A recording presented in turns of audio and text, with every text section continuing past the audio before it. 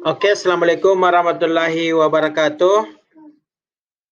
Apa kabar semua guru hebat seluruh Indonesia?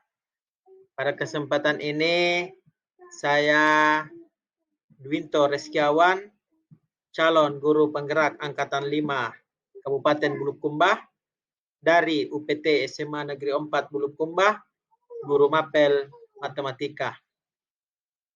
Pada kesempatan ini, saya akan memaparkan koneksi antara materi refleksi dan kesimpulan pemikiran Ki Hajar Dewantara. Oke,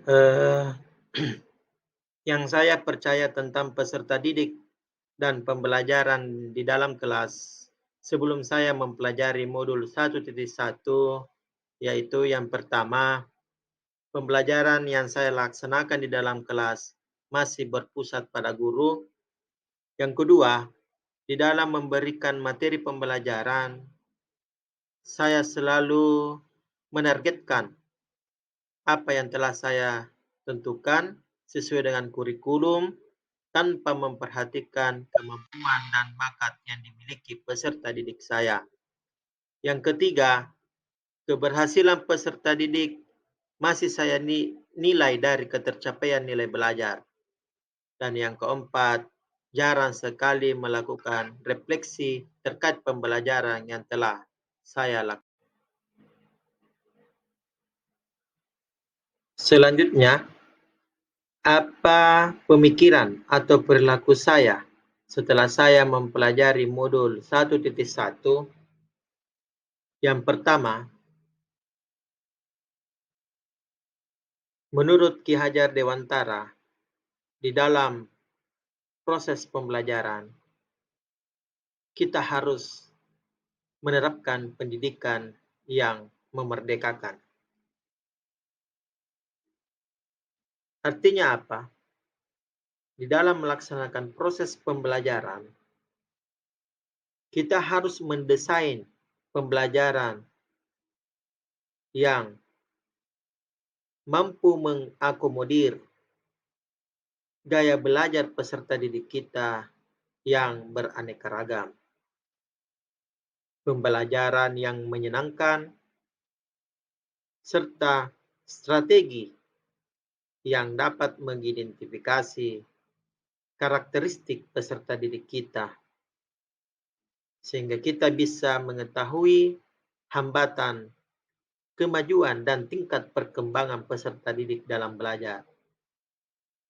Selain itu, kita harus menerapkan metode belajar yang bervariatif agar membuat peserta didik kita semangat di dalam mengikuti proses pembelajaran yang baik. Yang kedua, peserta didik adalah wadah yang telah memiliki isi sesuai dengan kodrat masing-masing. Jadi di sini pendidikan seharusnya bersifat menuntun.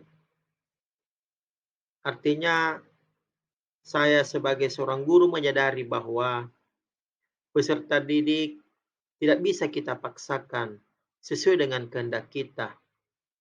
Kita harus memberikan berbagai materi kepada siswa dengan memperhatikan kemampuan dan bakat yang telah dia miliki.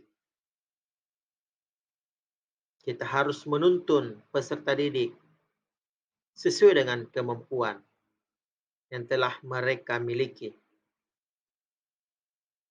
Oleh sebab itu, kita harus selalu menciptakan suasana belajar yang menyenangkan. Dan yang terpenting, kita harus menjadi role model yang selalu ditiru dan dicontoh sesuai dengan slogan Bapak Ki Hajar Dewantara, Ingarso Sang Tulodo, Imadya Manun Karsa, Tuturi Handayani. Sehingga ketika kita mengaplikasikan slogan tersebut, maka kita bisa melahirkan peserta didik yang berbudi pekerti sesuai dengan profil pelajar Pancasila. Yang ketiga, keberhasilan tidak hanya dapat dilihat dari nilai, melainkan pada perubahan budi pekerti tersebut. Dan yang keempat, kita selalu berupaya merefleksi terkait pembelajaran yang telah kita lakukan. Selanjutnya, apa yang saya akan terapkan setelah mempelajari modul 1.1 ini? Yang pertama, bagaimana saya sebagai seorang pendidik akan merancang pembelajaran yang menyenangkan serta berpusat pada peserta didik. Yang kedua, bagaimana saya sebagai seorang pendidik menjadi teladan yang baik bagi peserta didik, baik dalam perkataan maupun perbuatan. Dan yang ketiga, bagaimana saya sebagai seorang pendidik bisa mengembangkan potensi dan kreativitas peserta didik sesuai bakat dan minatnya. Dan yang keempat, bagaimana saya sebagai seorang pendidik menanamkan pendidikan berkarakter secara berkelanjutan kepada peserta didik. Oke, itulah tadi pemaparan dari saya tentang koneksi antar materi, refleksi, dan kesimpulan dari pemikiran Bapak Ki Hajar Dewantara. Terima kasih atas perhatiannya semua. Semoga kita semua dalam keadaan sehat dan bahagia selalu. Salam guru penggerak, salam merdeka belajar.